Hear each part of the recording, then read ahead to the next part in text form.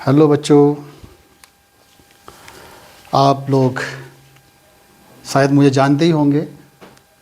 मैं अनीस अहमद, और अनीस अहमद के नाम से तो नहीं, लेकिन अनीस सर के नाम से जानते हैं।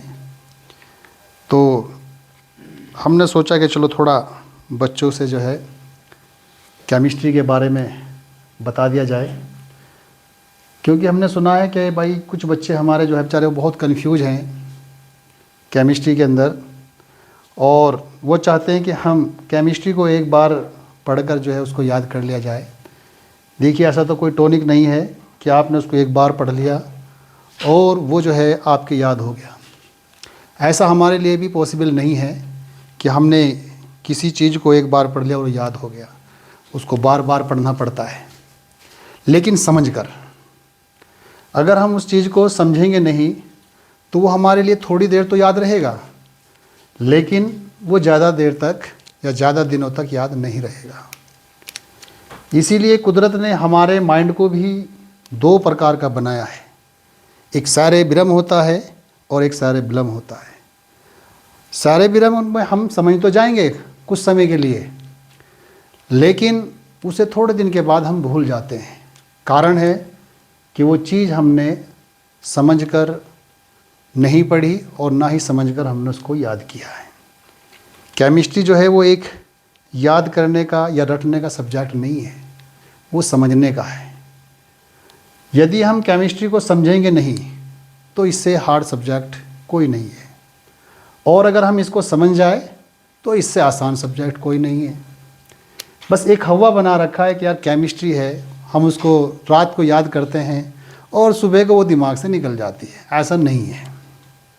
उसके लिए जो है थोड़ा सा जो है हमको बेसिक सीखना पड़ता है।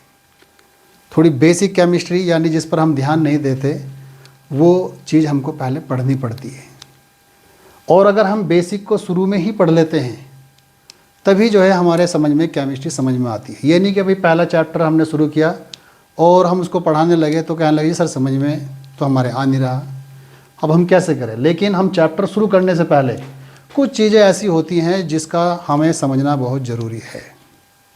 और वो क्या ज़रूरी है, तो देखिए हम शुरू करते हैं अब केमिस्ट्री। आप ध्यान दीजिएंगे। रसायन विज्ञान हम आपको पढ़ा रहे हैं, यानी जिसको हम केमिस्ट्री बोलते हैं।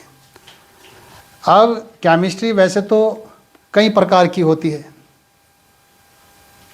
जैसे मान लीजिए हम आपको बताएं कि भाई जो रसायन विज्ञान है, जो रसायन विज्ञान है, आपने सुना होगा, ये तो एक इसका कंप्लीट नेम हो गया कि भाई रसायन विज्ञान यानी केमिस्ट्री। केमिस्ट्री होती क्या है?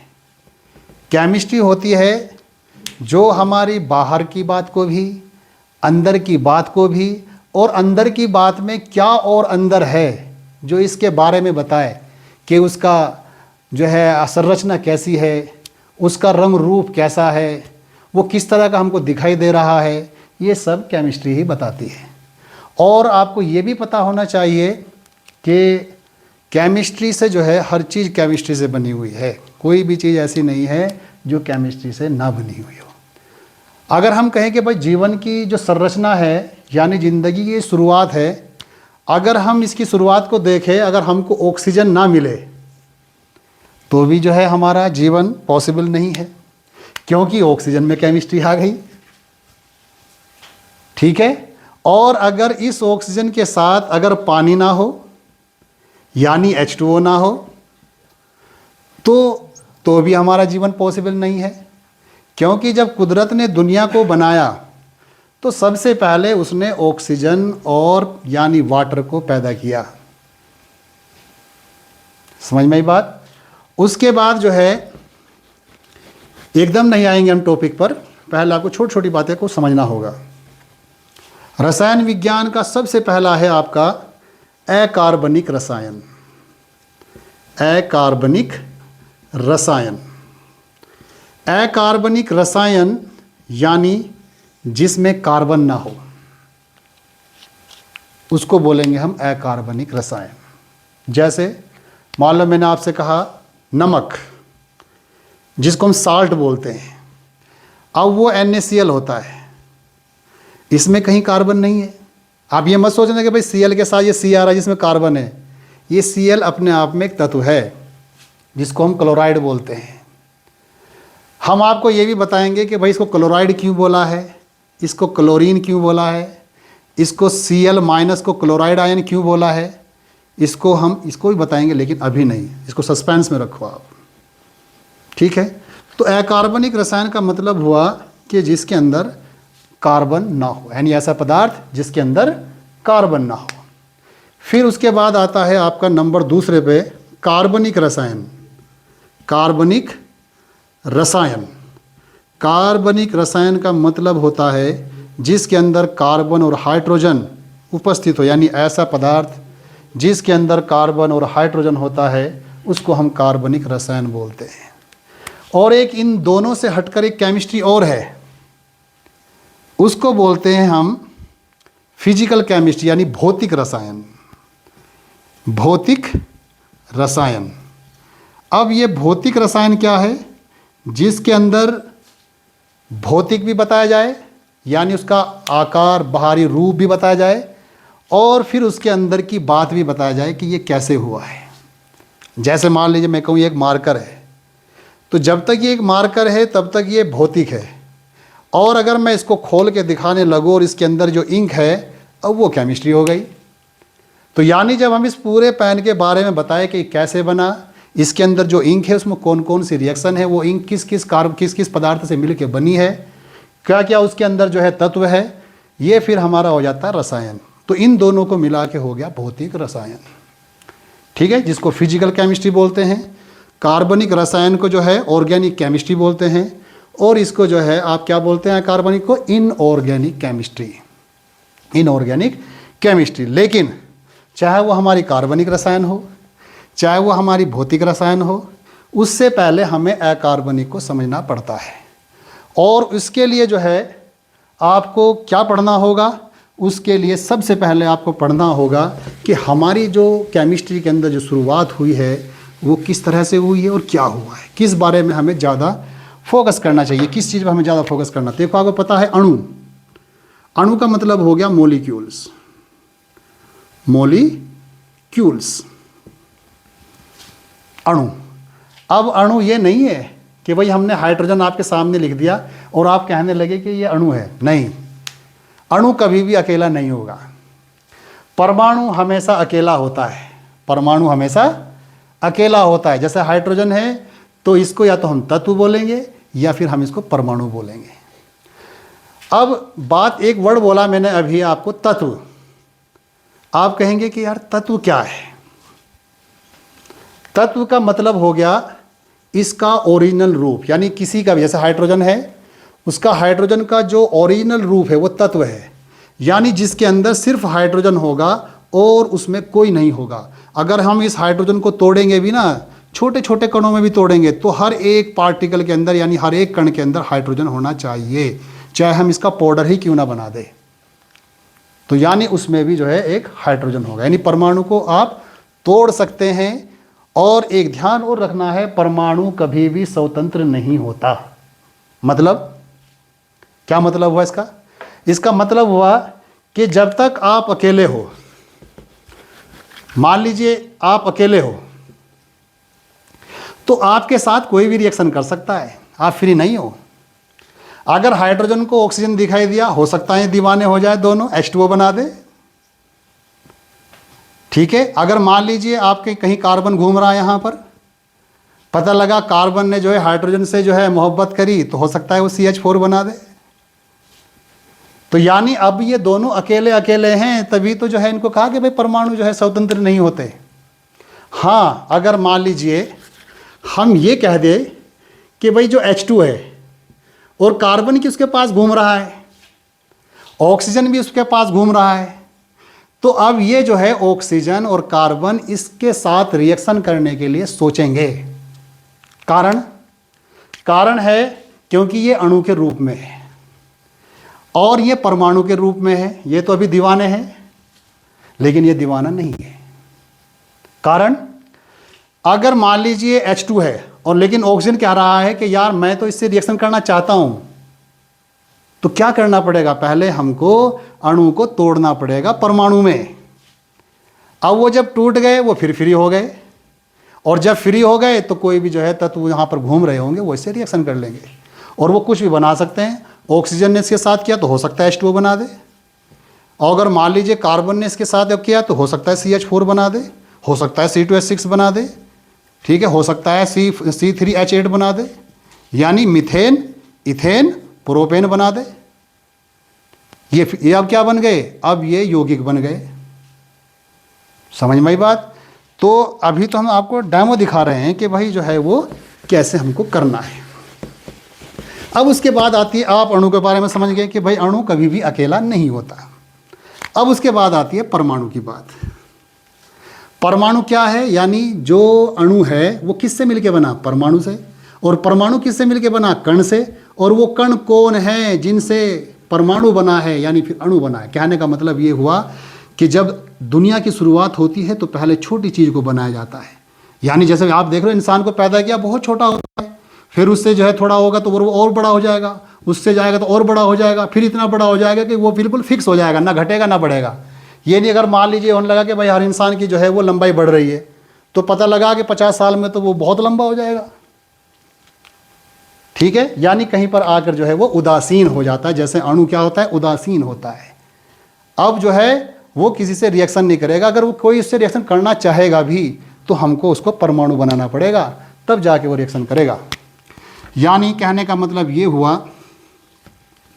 कि जो कण है उसमें एक प्रोटॉन है और उसमें एक न्यूट्रॉन है और एक उसके अंदर इलेक्ट्रॉन है, ठीक है। Proton, neutron, electron. प्रोटॉन यानी प्रोटॉन किससे शुरू हो रहा है, पी से, पी मतलब पॉजिटिव, न्यूट्रॉन का मतलब न्यूट्रल, और इलेक्ट्रॉन का मतलब माइनस। यानी न्यूट्रल पर कोई चार्ज नहीं होता और इस पर प्लस होता है प्रोटॉन पर, और इलेक्ट्रॉन पर माइनस होता है, ठीक है। अब उसके बाद ये आता है कि भाई ये जो आपके कण हैं प्रोटॉन, न्यूट्रॉन, इलेक्ट्रॉन, अगर ये मान लीजिए शुरुआत करने लगे तो शुरू कैसे करेंगे, शुरुआत कैसे करेंगे भाई। मान लीजिए इन कणों से हमको परमाणु बनाना है, परमाणु से फिर अणु बनाना है, लेकिन इनका रहने का तरीका, इनका जो है चलने का तरीका वो कैसे होगा ये भी हमें पता होना चाहिए। कैसे, देखिए सबसे पहले जब हमने शुरुआत करी तो आपको पता होना चाहिए कोश। कोश क्या है, यानी सेल। सेल क्या है, कोश, ठीक है। तो कोश हमारे क्या होते हैं, KLMN, ये जो है डैश डैश डैश चलते रहते हैं। और उसके बाद आता है फिर आपका उपकोश, और उपकोश का मतलब होता है आपका जैसे SPDF, और ध्यान रखना ये स्मॉल में होने चाहिए, ये कैपिटल में होने चाहिए और ये स्मॉल में होने चाहिए। अब बात आती है उपकोश, अंग्रेजी में क्या कहते हैं बेटा, सब सेल, SUB, सब सेल, सब सेल, ठीक है। यानी जहाँ पर को उपकोश का मतलब क्या होता है, यानी SPDF, यहाँ पर जहाँ पर इलेक्ट्रॉन की पाए जाने की संभावना ज़्यादा होती है, यानी इनके अंदर इलेक्ट्रॉन होते हैं, किसके अंदर कितने होते हैं ये फिक्स किया कुदरत ने, और ये आपके कोश होते हैं। अब इनको दिखाते कैसे हैं हम, जैसे ये आपका नाभिक हो गया जिसको न्यूक्लियस बोलते हैं, और इसके अंदर जो कण है वो प्रोटॉन और न्यूट्रॉन है। कौन है, प्रोटॉन और न्यूट्रॉन। यानी प्रोटॉन और न्यूट्रॉन का जो घर है वो नाभिक है। क्या है वो नाभिक है। और नाभिक के चारों ओर का जो क्षेत्र होता है, यानी जिनको हम कोश बोलते हैं, क्या बोलते हैं उनको हम, कोश बोलते हैं। जैसे ये पहला आपका K, फिर ये L, फिर ये M, और फिर ये N, और ये O, ऐसे चला जाएगा। पता लगा कि भाई हमारे Z पे जाके ख़त्म हो गया, क्योंकि इन्होंने शुरुआत ही K से करी है, तो इनको हम जो है नंबर भी दे देते हैं, 1 2 3 4 5, ऐसे नंबर ख़त्म होते ही नहीं है। चाहे कितनी बड़ी केमिस्ट्री हो जाए नंबर ख़त्म होने के नहीं, लेकिन यहाँ पर सोचना पड़ता है हमें Z पे जाके वो ख़त्म हो सकते हैं, तो इसलिए इनको नंबर भी दिया है। अब उसके बाद आती है फिर हमारे उपकोश के अंदर इलेक्ट्रॉनों की संख्या, कि किस उपकोश में कितने इलेक्ट्रॉन रह सकते हैं, ये फिक्स है। एस के अंदर अब हम जो है आपके अंदर क्या हो जाते हैं, एस के अंदर 2 इलेक्ट्रॉन आते हैं, पी के अंदर 6 इलेक्ट्रॉन आते हैं, और जो है आपके डी के अंदर जो है वो 10 इलेक्ट्रॉन आते हैं, और एफ के अंदर जो है वो 14 इलेक्ट्रॉन आते हैं। अब मान लीजिए हमें पता लग गया कि भाई एस के 2 है, पी के 6 हैं, डी के जो है 10 हैं और एफ के 14 हैं, तो इनका अरेंजमेंट कैसे है, यानी इन इलेक्ट्रॉनों का जो अरेंजमेंट है वो कैसे है, उनको बोलते हैं बेटा हम कक्षक यानी ऑर्बिटल। क्या बोलते हैं उनको हम? ऑर्बिटल बोलते हैं। ऑर्बिटल यानी कक्षक। आपने पढ़ा भी होगा कि भाई ऑर्बिटल यानी कक्षक किसे बोलते हैं। अगर हम आपसे पूछे, एक सवाल पूछ ले जाए कि हम पूछे आपसे कि भाई सबसे ज़्यादा बच्चे कहाँ मिलेंगे, अब आप सोचेंगे जी उसके घर मिलेंगे, उसके घर मिलेंगे, या आप ये सोचेंगे। लेकिन मैं आपसे बता दूं कि भाई सबसे ज़्यादा अगर आपको बच्चे देखने, स्कूल में पहुंच जाओ ना, आप किसी स्कूल में पहुंच जाओ, वहाँ बच्चे बच्चे मिलेंगे।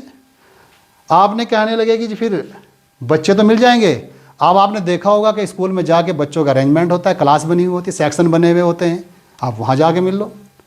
तो यहाँ पर जो है इसी तरह का ऑर्बिटल है कि जहाँ पर इलेक्ट्रॉन के पाए जाने की संभावना ज़्यादा होती है उसी को हम ऑर्बिटल कहते हैं। अब ऑर्बिटल आगे बताएंगे, आप इसका स्क्रीनशॉट ले लो और फिर आगे बढ़ते हैं। हो गया? अब देखो आगे, अभी बोर मत होना क्योंकि अभी तो सिर्फ बताया जा रहा है। अब ये नहीं है कि भाई आप किसी बारात में गए और जाके बस एकदम आपने प्लेट उठाई और खाना शुरू कर दिया। पहले सोचना पड़ता है भाई, अगर आप बिना कार्ड वाले हुए फिर पकड़े जाओगे, वहाँ दिक्कत आ जाएगी आप लोगों को, इसलिए थोड़ा तमीज़ के साथ। अब अभी हमने आपको बताया कि जो उपकोष होते हैं, यहाँ से शुरुआत होती है बेटा, थोड़ा ध्यान देंगे।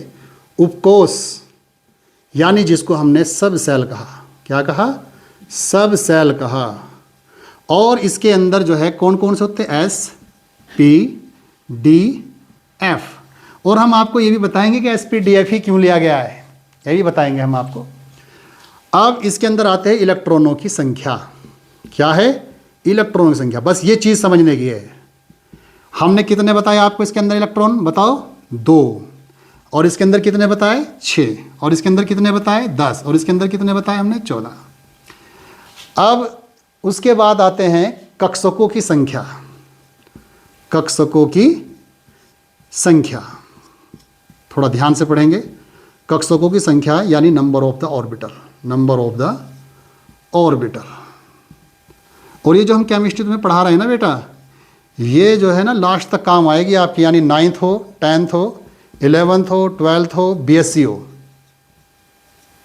ये यहाँ तक काम आने वाली चीज़ है जो बेसिक हम करा रहे हैं आपको। ठीक है? अब क्या है देखिए, कक्षकों की संख्या। इसके अंदर 1 कक्षक होगा और इसके अंदर 3 कक्षक होंगे और इसके अंदर जो है 5 कक्षक होंगे और इसके अंदर जो है वो 7 कक्षक होंगे। 1 2 3 4 5 6, एक और है 7। अब बात आती है इसमें इलेक्ट्रॉनों के को कैसे भरा जाएगा। देखिए, सब पहले तो समझ लीजिए इलेक्ट्रॉन को हम दिखाते कैसे हैं। इलेक्ट्रॉन को जो है हम ऐसे दिखाते हैं, हाफ एरो से। एरो तो इस तरह का होता है जिसके दोनों तरफ सिर होते हैं, इसको दिखाते हैं बेटा हम हाफ एरो से। और दूसरा इलेक्ट्रॉन आपका ये होगा। आपसे कोई पूछ भी सकता है कि सर इसमें फर्स्ट इलेक्ट्रॉन कौन सा होगा। ये ना कह देना कि जी हम तो इधर से काउंटिंग करेंगे तो हमारे लिए तो ये फर्स्ट है। जिसका हेड ऊपर होगा वो आपका प्रथम इलेक्ट्रॉन होगा, यानी फर्स्ट इलेक्ट्रॉन होगा। कैसे भरे जाएंगे? देखिए, 2 इलेक्ट्रॉन हैं, इसमें प्रथम इलेक्ट्रॉन आपका ये हुआ और दूसरा इलेक्ट्रॉन जो है आपका ये हुआ। अब ऐसे ये 1 2 3 4 5 6। अब मैं इसको थोड़ा जूम करके समझा रहा हूँ आपको, थोड़ा जूम करते हैं। अब जूम करके क्यों समझा रहे हैं हम इसको? वो इसलिए समझा रहे हैं कि अगर मान लीजिए मैंने इसके अंदर आपसे ये पूछ लिया कि इसमें तीसरा इलेक्ट्रॉन कौन सा है, तो आप तो दीवाने हो जाओगे एकदम। क्या करोगे? 2 और 1 3 ये बता दोगे। ऐसा नहीं है। हमने अभी आपको बताया कि प्रथम इलेक्ट्रॉन वो होगा जिसका हेड ऊपर है, यानी जिसका सर ऊपर है। यानी मैंने आपसे पूछा तीसरा इलेक्ट्रॉन, तो यानी 1 2 3 तीसरा इलेक्ट्रॉन ये होगा। और अगर मैं पूछूं आपसे कि चौथा इलेक्ट्रॉन कौन सा होगा, तो पहले हम उनको गिनेंगे जिनके सर ऊपर है, यानी 1 2 3 4, यानी ये चौथा इलेक्ट्रॉन होगा आपका जिसका सर नीचे आया है, और ये 5वां इलेक्ट्रॉन होगा, और ये आपका 6ठा इलेक्ट्रॉन होगा। बात समझ में आ गई। अब चाहे वो हमारा वो s ऑर्बिटल हो, p हो, d हो, f हो, भरने का क्रम यही होगा। पहले हम एक एक करके भरेंगे और फिर उनके जोड़े बनाएंगे। अब जैसे मान लीजिए हमारा ये d है, ये ऐसे, ये तो s हो गया, ये p हो गया, ये d हो गया, और ये f हो गया। इसके अंदर 2 इलेक्ट्रॉन है, इसके अंदर 6 इलेक्ट्रॉन है, इसके अंदर 10 इलेक्ट्रॉन है, इसके अंदर 14 इलेक्ट्रॉन है। तो अब हम d में भरते हैं। देखो भरने का देखो क्रम देखिए आप, अभी वो 2 3 4 5, 5 इलेक्ट्रॉन ये हो गए। छठा इलेक्ट्रॉन आपका ये होगा, 7 8 9 और 10। ठीक है। फिर उसके बाद आती है हमारा ये वाला F ब्लॉक, 1 2 3 4 5 6 और 7। उसके बाद 8 9 10 11 12 13 14, ये हो गया। अगर आपसे कोई पूछने लगे कि भाई देखो तुम्हारे जो है दिमाग में केमिस्ट्री घुसी है नहीं घुसी, वो आपको एक छोटा सा जो है क्वेश्चन पूछ सकता है। मैंने आपको लिख दिया यहाँ पर P6 में 5वां इलेक्ट्रॉन कौन सा होगा, 5वां इलेक्ट्रॉन कौन सा होगा, आपसे ये पूछ लिया उसने। तो आप कैसे बताओगे? एकदम नहीं बताना है, बहुत आराम से बताना। पहले कक्षक बनाओ, P के अंदर 3 कक्षक होते हैं, उसने पूछा हमारे से 5वां इलेक्ट्रॉन। तो आप क्या करेंगे, पहले एक एक करके भरेंगे, 1 2 3 4 5, तो 5वां इलेक्ट्रॉन आपका ये वाला होगा, ये 5वां इलेक्ट्रॉन है। अब इसे ऐसे तरह वो किसी में भी पूछ ले, कोई दिक्कत नहीं होनी चाहिए। ठीक है। अगर आप इसका स्क्रीनशॉट लेना चाहें तो ले सकते हैं। फिर आगे बढ़ते हैं, बहुत सिंपल है, डरना नहीं है। ठीक है, मैं हूं ना, कोई दिक्कत नहीं। उसके बाद आगे बढ़ते हैं। उसके बाद क्या है, अब इलेक्ट्रॉन भरने का भी पता लग गया हमको, ये भी पता लग गया भाई कोष क्या होते हैं, किसके अंदर कितने इलेक्ट्रॉन आते हैं, ये हमको पता लग गया। अब उसके बाद है आपका कि एक चीज़ का आपने सुना होगा नाम संयोजकता। संयोजकता बड़ी ख़ास होती है ये संयोजकता, जिसको वैलेंसी बोलते हैं, वैलेंसी। ठीक है, ध्यान रखना, संयोजकता कभी भी ऋणात्मक नहीं होती, हमेशा कैसी होती है, धनात्मक होती है, धनात्मक होती है। अब धनात्मक होती है, ये ध्यान रखना है। और ऑक्सीकरण संख्या एक होती है आपकी ऑक्सीकरण संख्या। ऑक्सीकरण संख्या यानी ऑक्सीडेशन नंबर, यानी तत्वों पर कितना धनात्मक आवेश है, कितना ऋणात्मक आवेश है। अब देखो हमने एक चीज़ अभी बोल दिया, आप पकड़ सकते हैं बात को, कि ऐसा तत्व जिसके ऊपर कितना धनात्मक है कितना ऋणात्मक है, तो वो उसकी ऑक्सीकरण संख्या होगी, ना कि संयोजकता। संयोजकता तो वो होती है जो वो आपस में इलेक्ट्रॉनों की कितनी शेयरिंग कर रहे हैं, ठीक है, वो उसकी संयोजकता है। लेकिन जो उसके ऊपर आवेश होता है वह उसकी ऑक्सीकरण संख्या होती है। अगर आपको ऑक्सीकरण संख्या नहीं पता है तो आप ना तो रिएक्शन कर सकते हैं और ना कोई यौगिक बना सकते हैं। जैसे मान लीजिए मैं आपसे कहूँ, एक छोटा सा एग्जांपल देने के उसमें, जैसे मान लीजिए आपने NaCl हो, या मैंने लिख दिया CaCO3, कैल्शियम कार्बोनेट कहा। अगर मैं आपसे पूछ लगूं कि भाई ये कैल्शियम कार्बोनेट बना कैसे है, तो ये भी तो पता होना चाहिए। अब ये देखो मैं बता रहा हूँ आपको, ये Ca जो है इसकी ऑक्सीडेशन नंबर प्लस की 2 होती है, और CO3 की जो है वो माइनस के 2 होती है। समझिए ना, माइनस की कितनी होती है, 2 होती है। तभी तो ये दोनों दीवाने हुए, ये इस प्लस इसके साथ और ये प्लस इस माइनस के साथ, दोनों बराबर है, 2 प्लस है 2 माइनस है, इसलिए दोनों आपस में मिलकर क्या बना देते हैं, CaCO3 यानी कैल्शियम कार्बोनेट बना देते हैं।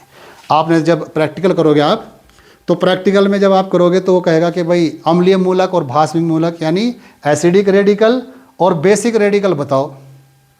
तो आपका जो एसिडिक रेडिकल होगा, जिस पर भी माइनस होगा वो आपका एसिडिक है, और जिस पर प्लस होगा वो आपका बेसिक रेडिकल है। यानी हम यहीं से रेडिकल बना देंगे इनके, Ca+2 है और CO3-2 है, तो ये आपका कौन सा होगा, एसिडिक रेडिकल, और ये होगा बेसिक रेडिकल। पूछ सकता है आपसे एग्जामिनर वाइवा में कि आप हमें कोई एक अम्लीय मूलक और एक भास्मिक मूलक, भास्मिक को क्षारीय भी बोलते हैं और उसको बेसिक बोलते हैं, और अम्लीय को एसिडिक बोलते हैं। तो चलो छोड़ो, अब आगे देखिए, हम ऑक्सीकरण संख्या को आपको बता रहे थे, ये मेन है, इसको ध्यान से देखना है, नहीं समझ में आए तो आप बता सकते हैं। तो ऑक्सीडेशन नंबर क्या है, ये आपकी धनात्मक भी हो सकती है और ये आपकी ऋणात्मक भी हो सकती है। समझ गए बात को। अब बात आती है, हमने आपको बता दिया संयोजकता और ऑक्सीकरण संख्या। अब देखिए क्या है, हम दोबारा फिर संयोजकता की हेडिंग बना रहे हैं कि संयोजकता को हम समझाएं कैसे। देखिए, किसी तत्व के, किसी लिख सकते हैं आप साथ साथ में, किसी तत्व के बाहरी कोश में, बाहरी कोश में, कोश में, और साथ में मैं ऑक्सीकरण संख्या भी लिख रहा, दोनों के साथ समझा देते हैं, ऑक्सीकरण संख्या। ठीक है, देखिए, किसी तत्व के बाहरी कोश में अगर एक इलेक्ट्रॉन है, कितना, एक इलेक्ट्रॉन है, या 2 इलेक्ट्रॉन है, या 3 इलेक्ट्रॉन है, या 4 इलेक्ट्रॉन है,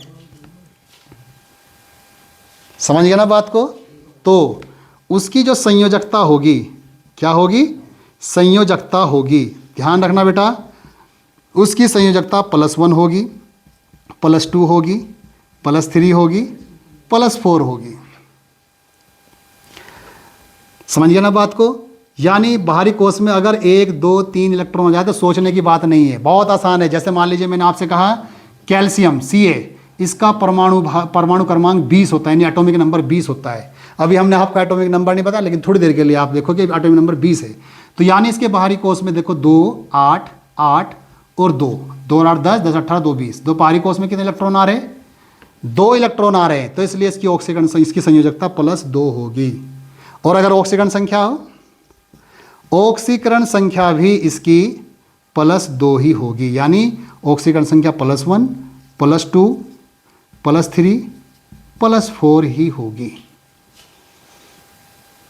संयोजकता पूछा कोई तो बाहरी कोश में अगर 1 इलेक्ट्रॉन है, 2 इलेक्ट्रॉन है, 3 है, 4 है, यहाँ तक आपकी संयोजकता भी और ऑक्सीकरण संख्या भी दोनों की सेम होती है और वो धनात्मक होगी।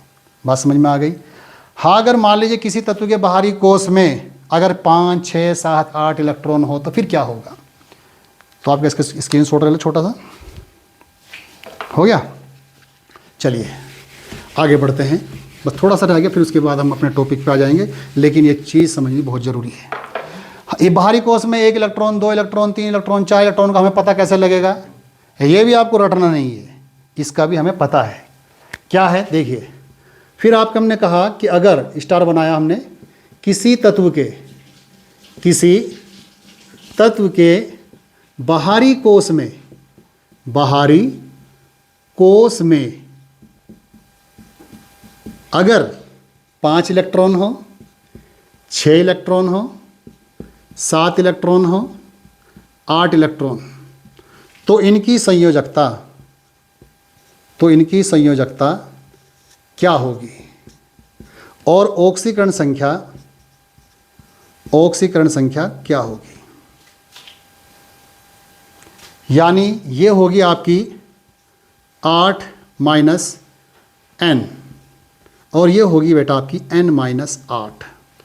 तो इसका मतलब क्या हुआ, n का मतलब है बाहरी कोश में इलेक्ट्रॉनों की संख्या, बस ये ध्यान रखना आपको, 8 - n। संयोजकता, फिर दोबारा लिख रहा हूँ मैं, संयोजकता, जैसे मैंने कहा अगर बाहरी कोश में 5 इलेक्ट्रॉन है, यानी n का मान कितना है, 5 इलेक्ट्रॉन है, तो संयोजकता कितनी होगी, तो उसकी जो संयोजकता होगी, क्या फॉर्मूला बताया हमने अभी आपको, 8 - n, यानी 8 में से हमने कितना घटा दिया, 5 घटा दिया, तो 8 में से 5 गए, प्लस के 3 होगी। ठीक है। और अगर मान लीजिए मैं आपको ऑक्सीकरण संख्या कहूँ, ऑक्सीकरण संख्या, तो इसमें इसका उल्टा हो जाएगा, n का मान तो वही है, मान लीजिए हमने 5 इलेक्ट्रॉन, हमने क्या बताया आपको, n-8। तो n का मान कितना है, कि कितना ले रखा हमने यहाँ पर n का मान, हमने n का मान 5 ले रखा है। तो हमने यहाँ पर लिख दिया 5 - 8, माइनस के ज़्यादा है तो इसका मतलब -3 हो गई। कितनी हो गई, -3 इसकी ऑक्सीकरण संख्या हो गई। ठीक है, जैसे मैं आपको एक एग्जांपल दे दूं इसका, NH3 अमोनिया, बहुत याद है, अमोनिया ठंडी होती है बहुत ज़्यादा, जो ब्लीचिंग वगैरह हम करते हैं अपने चेहरे पे वगैरह पे करते हैं, तो वो जो है उसके अंदर वो NH3 ही डालते हैं, तो उससे वो ठंडी ठंडी लगती है और कुछ देर बाद जो है फिर वो हमारे स्किन में जलन पैदा कर देती है। तो अब NH3 है, देखिए N जो है वो 5वें वर्ग का है, यानी इसमें जो है इसके बाहरी कोश में 5 इलेक्ट्रॉन होंगे। कितने होंगे, 5 इलेक्ट्रॉन। तो जब इसके 5 इलेक्ट्रॉन इसके अंदर होंगे तो यानी इसकी ऑक्सीकरण संख्या क्या हो जाएगी आपकी, -3 हो जाएगी। और हाइड्रोजन की +1 होती है, और कितने हाइड्रोजन के साथ, 3। जब इसके आप 3 से गुणा करोगे तो कितना आ गई, +3। तो +3 और -3 जब भी तो बेटा NH3 बना है, ऐसे थोड़े बन गया NH3। तो उसके बाद जो है अब आपको ये पता लग गया कि भाई हमारे इसमें जो है वो अगर बाहरी कोश में इलेक्ट्रॉनों की संख्या जो है वो 5, 6, 7, 8 हो जाए तो उसकी जो संयोजकता होगी वो 8 - n, ऑक्सीकरण संख्या होगी तो n-8। तो n का मतलब होगा बाहरी कोश में इलेक्ट्रॉनों की संख्या। हमने एक एग्जाम्पल के लिया कि अगर n का मान 5 इलेक्ट्रॉन है, यानी में 5 इलेक्ट्रॉन अगर किसी के बाहरी कोश में है तो उसकी संयोजकता हमने बताया आपको 8 - 5 यानी +3 होगी। और अगर ऑक्सीकरण संख्या है तो इसका उल्टा हो जाएगा, n-8 यानी 5 - 8 बराबर -3 होगी। बात समझ में आ गई। हम अब आगे बढ़ते हैं, स्क्रीनशॉट ले लो आप इसका। अब आगे चलते हैं, हम जो है इसमें थोड़ा सा जो है आपको बताते हैं कि भाई इलेक्ट्रॉनों की संख्या कैसे होती है, क्या है। तो देखिए हमारी एक आवर्त सारणी होती है, आवर्त सारणी जिसके भी याद हो जाएगी उसके लिए केमिस्ट्री आसान है, अन्यथा हार्ड है। आवर्त सारणी यानी पीरियोडिक टेबल। आवर्त सारणी में जो है आपने इसका नाम सुना होगा कि जो आवर्त सारणी में जो सबसे ज़्यादा मशहूर है वो मेंडलीफ है। इससे पहले जो है आपके बहुत सारे साइंटिस्ट आए, उन्होंने आवर्त सारणी को कभी परमाणु भार के आधार पर बनाई, किसी ने परमाणु क्रमांक के आधार पर बनाई, किसी ने किसी के आधार पर बनाई। पता लगा परमाणु भार के आधार पर बनाई और पता लगा हमको एक दिन जाके कि भाई कुछ तत्व जो है वो सबके जो गुण है वो आपस में मेल खा रहे हैं, तब दिक्कत आनी शुरू हो गई। तो फिर जो है उनको आवर्त सारणी में, जैसे हाइड्रोजन है आपको हमने बताया, हाइड्रोजन को मेंडलीफ ने एक आवारा तत्व कहा है। आवारा समझते हैं किसको कहा है? आवारा उसको बोलते हैं जो जैसा देश वैसा वेश कर ले। तो हाइड्रोजन भी उनमें से एक है, लेकिन सबको पता था कि अगर भाई हम हाइड्रोजन को इसका मजाक बनाएंगे, इसका वो कुछ करेंगे, तो पता लगा अगर हाइड्रोजन ने अपने जो है दिल पे ले ली बात, पता लगा वो कार्बन से रिएक्शन ही नहीं कर रहा, तो हाइड्रोकार्बन शुरू कहाँ से होंगे, फिर कार्बनिक रसायन कैसे शुरू हो गई। तो इसलिए हाइड्रोजन के बिना भी कुछ नहीं है। पता लगा हाइड्रोजन जो है वो नाराज होकर बैठ गया, ऑक्सीजन घूम रहा है, पानी नहीं बन रहा है, H2O नहीं बन रहा है। तो बहुत सारी चीज़ें, इसलिए हाइड्रोजन से जो है हमें दुआ सलाम सही करनी पड़ेगी। अगर मान लीजिए हमको इसको हाइड्रोजन को एक तो पहले वर्ग में रखा गया है और इसको एक 7वें वर्ग में रखा गया है, लेकिन उसने अपने आप को सिद्ध करके दिखाया था कि मुझे पहले वर्ग में क्यों रखा गया है और मुझे 7वें वर्ग में क्यों रखा गया है। जब वो उसने कहा कि पहले वर्ग में रखा है आपको, तो उसने पहले वर्ग में जितने भी तत्व है उनके जैसे गुण थे उसने भी अपने गुण ऐसे ही दिखाए, तभी तो उसको पहले वर्ग में रखा है। और अगर उसको 7वें वर्ग में रखा हमने जाके, तो उसने अपने गुण वहाँ 7वें वर्ग जैसे वाले दिखाई दिए, तो इसलिए वो दोनों परिवारों से मेल खा रहा है। तो फिर मेंडलीफ ने जो है उसको एक आवारा तत्व कहा जाता है। लेकिन फिर बहुत सारे क्वेश्चन आते हैं, फिर ये पूछते हैं भी आवर्त सारणी क्यों बनाया है। जब इसको एक आवारा तत्व कहा ही है तो इसको जो है फिर कहाँ रखा जाएगा, इसका मेन घर कहाँ होगा इसका। तो फिर आप मेंडलीफ ने कहा कि भाई ऐसा है, जो हमारी आवर्त सारणी बनी है ना वो परमाणु क्रमांक के आधार पर बनी है, और इसका परमाणु क्रमांक 1 है हाइड्रोजन का, यानी इसके बाहरी कोश में 1 इलेक्ट्रॉन है, और जिसके बाहरी कोश में जितने इलेक्ट्रॉन होते हैं वो उसी वर्ग का तत्व माना जाता है, इसलिए इसको पहले वर्ग का तत्व माना जाएगा। समझ गए? गुण तो दिखाई देते हैं। ऐसे से कभी कभी ऐसा हो जाता है कि भाई मान लीजिए मैं पता लगा कि मैं भौतिक रसायन ही पढ़ा रहा आपको, पता लगा कि थोड़ी देर बाद मैं आपको ऑर्गेनिक केमिस्ट्री पढ़ा रहा, पता लगा कि भाई मैं आपको थोड़ी देर बाद जो है वो इनऑर्गेनिक केमिस्ट्री पढ़ा रहा। तो यानी जब मैं आपको भौतिक पढ़ा रहा तो मैं भौतिक जैसा बन गया, और जब मैं अकार्बनिक में गया तो उसके जैसा बन गया, ऑर्गेनिक में गया तो उसके जैसा बन गया। लेकिन आप पूछ सकते हैं मेरे से, इनको सर आप ये तो बताओ मेन क्या है। तो हो सकता है मैं इन केमिस्ट्री में से किसी एक केमिस्ट्री का जो है मैं स्पेशलाइजेशन हो, ये भी तो हो सकता है, जिसको स्पेशलिस्ट बोलते हैं। लेकिन 11th 12th और बीएससी तक तो आप जो है सब पढ़ा देते हैं। लेकिन अगर मान लीजिए मेरे से कोई कहने लगा कि भाई एमएससी पढ़ाना है, तो अब एमएससी वालों को मैं सिर्फ ऑर्गेनिक पढ़ा सकता हूं, क्योंकि मेरा जो मैं स्पेशलिस्ट हूं वो ऑर्गेनिक केमिस्ट्री का हूं। तो अब इसका भी एक थोड़ा सा वो होता है, बच्चों के माइंड में आ जाता है कि यार फिर जब ऑर्गेनिक केमिस्ट्री के टीचर हैं और ये जो है हमको अकार्बनिक यानी जो है इनऑर्गेनिक कैसे पढ़ा रहे हैं।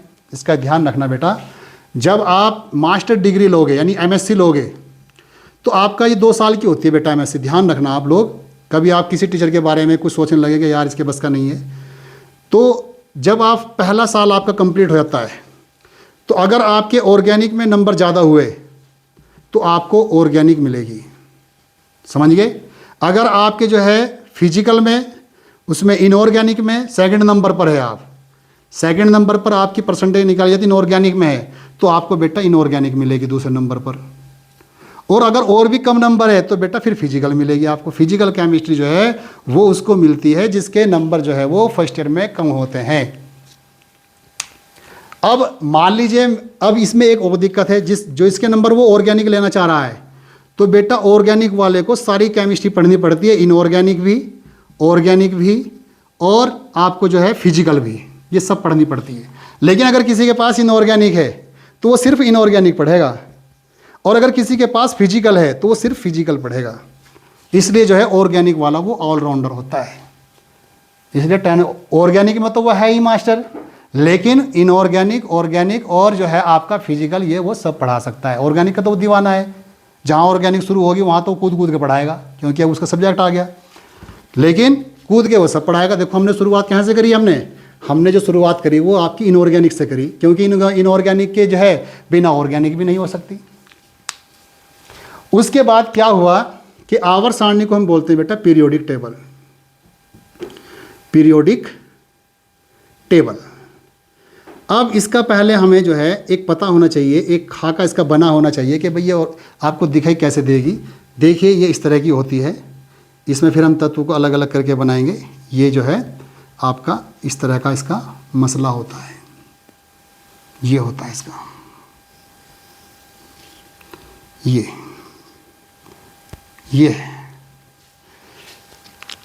इसका खाका हो गया, यानी इसका हो गया। इसके अंदर जो है पहला वर्ग और दूसरा वर्ग आता है, और इस यहाँ पर ये 3rd, 4th, 5th, 6th, 7th और 8th।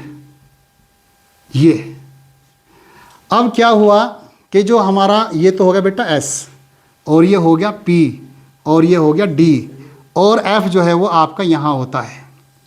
F जो है वो आपका यहाँ होता है, इसको F बोलते हैं, F ब्लॉक। और ये LA और AC यानी लैंथेनाइड श्रेणी, एक्टिनाइड श्रेणी होती है, इसको हम बताएंगे अभी आपको। पहले हमारा मेन मकसद यहाँ से, S के अंदर कितने इलेक्ट्रॉन होते हैं? 2। S के अंदर 2 इलेक्ट्रॉन होते हैं, इसलिए इसको 2 वर्ग में बांटा गया है। P के अंदर 6 इलेक्ट्रॉन होते हैं, लेकिन इसको 1, 2, 3, 4, 5, 6 में बांटा गया है।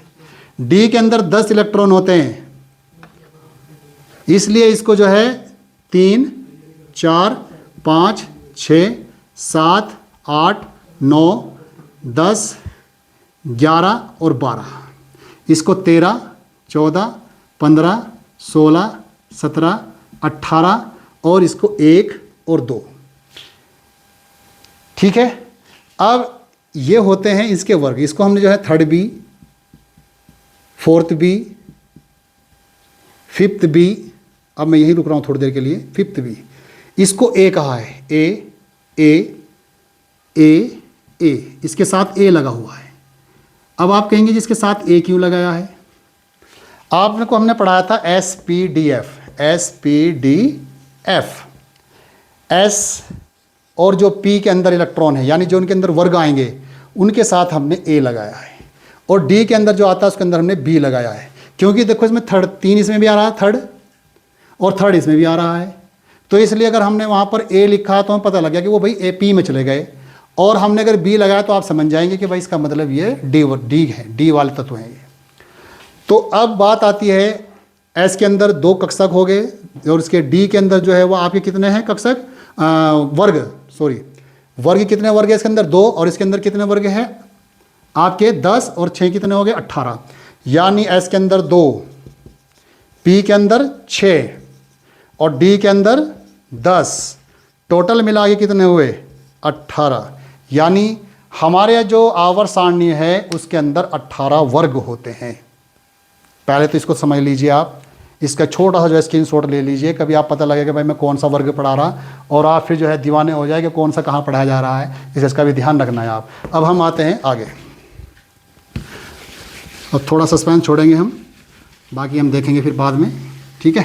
थोड़ा सा पढ़ा देता हूँ कि जैसे तुम्हें पता लग जाए कि भाई ये क्यों लिया गया है। देखिए एस के अंदर कितने इलेक्ट्रॉन आते हैं 2, यानी इसके अंदर पहला वर्ग आया है, पहला वर्ग, और इसको जो है क्षार धातु भी कहते हैं, क्षार धातु भी कहते हैं। इसके अंदर सबसे पहले आया है आपका हाइड्रोजन। इसको रोक दीजिए, यहीं रोक दीजिए, अभी रोक दो। हमने एक परिवार में एक आदमी को पैदा करके छोड़ दिया, अभी रुक जाओ। उससे पहले उससे हम हाथ मिलाए, उससे पहले थोड़ी सी बात और देखनी है आपको। देखिए हमारी जो आवर्त सारणी है वो बेटा 2 चीज़ से मिलके बनती है, बस ये चीज़ समझना, आप थोड़ा ध्यान से समझेंगे। एक होती है आवर्त, यानी जिसको हम पीरियड बोलते हैं, और एक होता है आपका वर्ग, जिसको हम ग्रुप बोलते हैं, ग्रुप।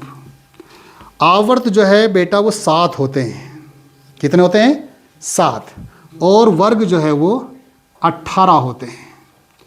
इसको हम संख्या के रूप में लिखते हैं, आवर्त को हम क्या में रूप में लिखते हैं, संख्या के रूप में लिखते हैं, संख्या के रूप में लिखते हैं, रूप में लिखते हैं। क्या मतलब, जैसे 1 2 3 ऐसे करके। और ये होते हैं आपके 18, इनको हम जो है संख्या में भी लिख सकते हैं, संख्या में भी, और रोमन भाषा में भी, रोमन भाषा में भी। वैसे ज़्यादा जो है हम वो रोमन भाषा में लिखते हैं, 100% हम क्या में लिखते हैं, रोमन भाषा में। रोमन भाषा जैसे फर्स्ट, सेकंड, थर्ड, इसको रोमन भाषा बोलते हैं, यानी रोमन, ठीक है। ये तो सबसे पहले आपको आवर्त और वर्ग का पता होना चाहिए।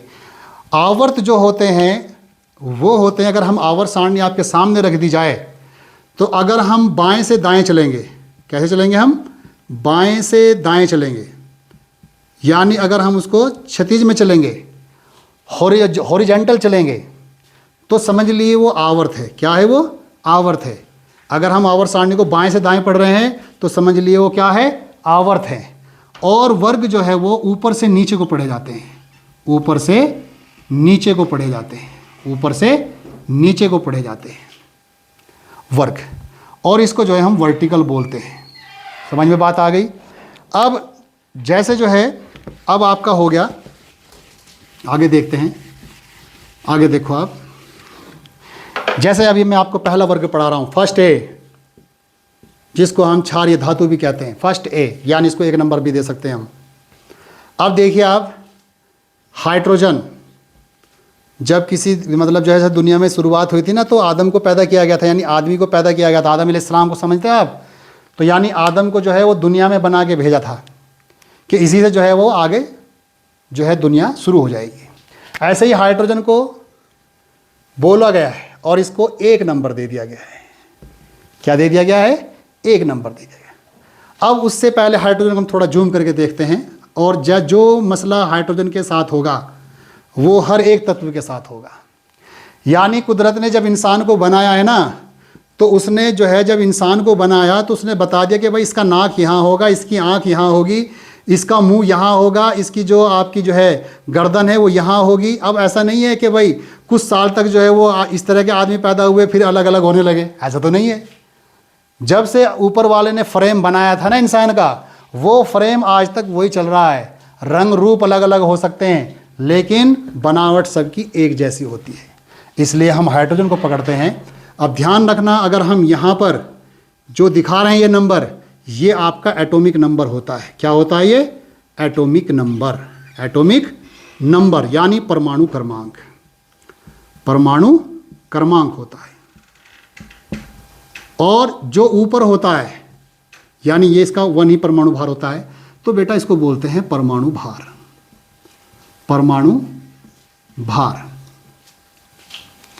तो हमारी जो आवर्त सारणी है, जब इसकी शुरुआत हुई थी तो इसको परमाणु भार के आधार पे बनाया था, और जब बनना शुरू हुआ तो पता लगा हमको कि जिनके परमाणु भार जो है वो अलग अलग भी थे, लेकिन पता लगा कि उनके गुण वो जो है पीछे वालों से मिलते जुलते दिखाई देने लगे।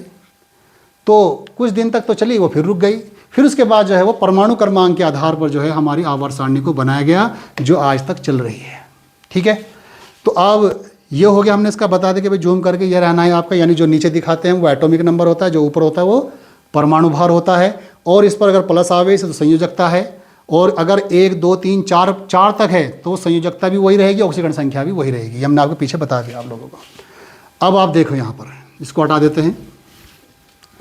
H यानी H को पहला तत्व माना है आवर्त सारणी के अंदर, और इसके लिए जो है हमने एक नंबर मुकर्रर कर दिया कि इसका 1 नंबर रहेगा। यानी जो इसकी लाइन में आएंगे ना, बाएं से दाएं जो भी इसकी लाइन में आएंगे वो आपके आवर्त कहलाएंगे, और अगर इसके नीचे आएंगे तो वर्ग कहलाएगा।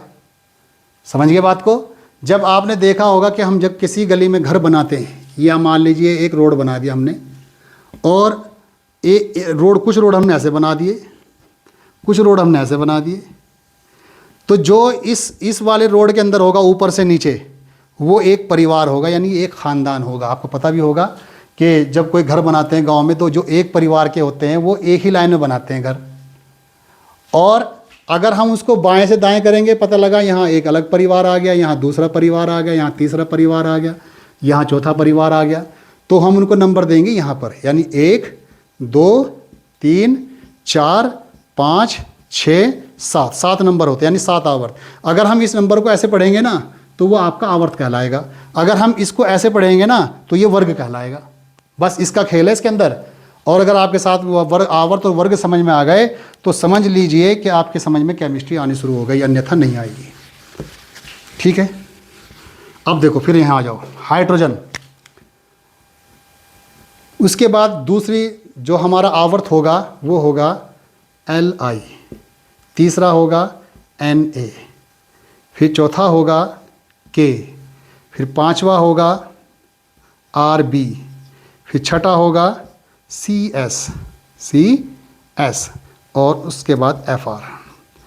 और एक ध्यान देने वाली और बात है, जब हम बच्चों की कॉपी चेक करते हैं तो हमने मान लीजिए उसको बोल दिया सोडियम, और सोडियम का जो प्रतीक होता है, संकेत जो तत्व होता है, इसका संकेतिक क्या है इसका, तो उसको क्या करता है, हम बोलते हैं Na लिखो, तो बच्चा कैसे लिखता था, N भी बड़ा A भी बड़ा। ये गलत हो गया, ये गलत है। आवर्त सारणी के अंदर जितने भी तत्व है, जो अकेला, जैसे नाइट्रोजन अकेला है वो तो नहीं लिखा जाएगा, हाइड्रोजन अकेला ऐसे लिखा जाएगा, लेकिन अगर लिथियम आ गया तो आप ऐसे मत बना देना L भी बड़ा I भी बड़ा, गलत हो गया। यानी L बड़ा होगा और I छोटा होगा, लिथियम। ऐसे ही सोडियम में N बड़ा होगा और A छोटा होगा। ये भी बहुत ज़रूरी बात समझने की, पता लगा केमिस्ट्री समझ में आ गई लेकिन लिखने का पता नहीं लग पा रहा हमें, ये भी ठीक नहीं है। तो यहीं से लिखने से ही पता बता देगा भाई तुम्हारी समझ में केमिस्ट्री आई है या किसी ने तुमको बताया भी नहीं लिखना, तो इसका भी ध्यान रखना है। बहुत से क्या करते हैं, हमने बोला उसको H2O, तो वो क्या करते हैं H लिख दिया और 2 बिल्कुल बीच में भी लिखेगा, ये भी गलत हो गया। यानी जब हम मान लीजिए लिखेंगे ना H2O, तो H के बिल्कुल बेस में होना चाहिए 2, और O जो है वो ऊपर यहाँ बीच में होना चाहिए, H2O। ये छोटी छोटी सी बातें होती हैं केमिस्ट्री में, जो है ना, जो है अगर तुम जो है 60 नंबर का पेपर करके आए ना, तो पता लगा आपकी 0 इधर चली जाए, कितने हो जाते हैं फिर 6 हो जा। कारण है वो छोटी छोटी बातों को देखता है। पता लगा सोडियम लिखना था वहाँ पर, आप N बड़ा लिख दिया, A भी बड़ा लिख दिया, तो गलत होगा, नंबर वहीं काट देगा एकदम आपकी। अब बात आती है वर्ग की, Li, Na, K, Rb, CS, Fr। अब इसका परमाणु क्रमांक 1 है। अब इस परिवार के अंदर कितने हैं, 1 2 3 4 5 6 7 है। एक का तो हमें पता लग गया, क्योंकि जब दुनिया में सबसे पहले आया तो इसको कुदरत ने 1 नंबर दे के भेजा है। अब हमें पता लगा कि सर हम इनके नंबर कैसे याद करेंगे, रटने की ज़रूरत नहीं है, बिल्कुल भी ज़रूरत नहीं है रटने की। कैसे, एक फॉर्मूला है 2 8 8 18 18 32। बस ये ध्यान रखना है, पूरी आवर्त सारणी इसके अंदर समाई हुई है पूरी। इनको हम अपनी सुविधा के लिए नंबर दे सकते हैं 1 2 3 4 5 और 6। अब ये देखिए आप, इसका तो हाइड्रोजन का पता लग गया हमको, 1 2 3 4 5 6 का हमको नहीं पता है, और ये कितने हैं ये भी तो चाहिए। नंबर इधर से मत दे देना 1 2 3 ना, नंबर हम उधर से देना पड़ेगा हमें। अब क्या करना है, इस एक में ये 2 जोड़ो, ऊपर वाले नहीं वो तो नंबर है, ये वाले ये इलेक्ट्रॉनों की संख्या है। इस एक में ये 2 जोड़ो, कितना हो गया 3।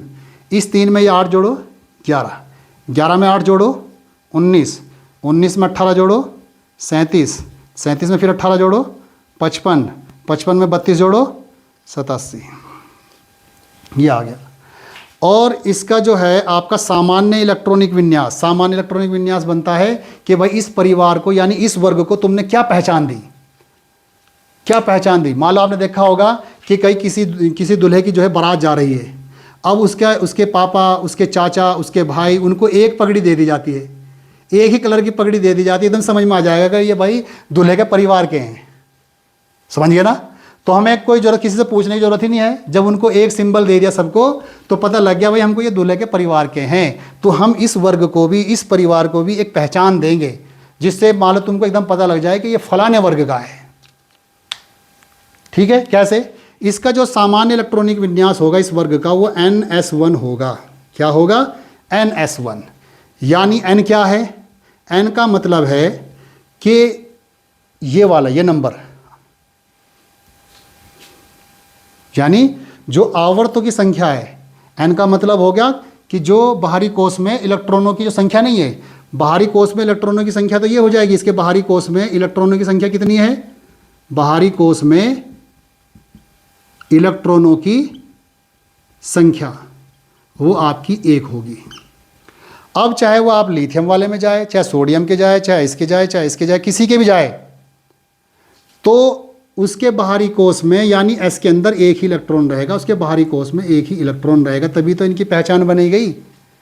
अब देखो इसका परमाणु क्रमांक 87 है, इसका परमाणु क्रमांक कितना ही है, लेकिन अपने परिवार से अलग नहीं जाएगा ये, इसके बाहरी कोश में भी यानी इस केस में भी S1 ही आएगा, लेकिन नंबर क्या आएगा, क्या नंबर मिला हुआ इसको, 7 नंबर, यानी 7S1 होगा, 7S1 होगा। अब बात आती है हमारी, इसको मैं यहीं रोकता हूँ कि सर ये S और ये इसके अंदर फिर P भी आएगा, D भी आएगा, F भी आएगा, तो हमें पता कैसे चलेगा कि ये 7S1 कहाँ से आया है।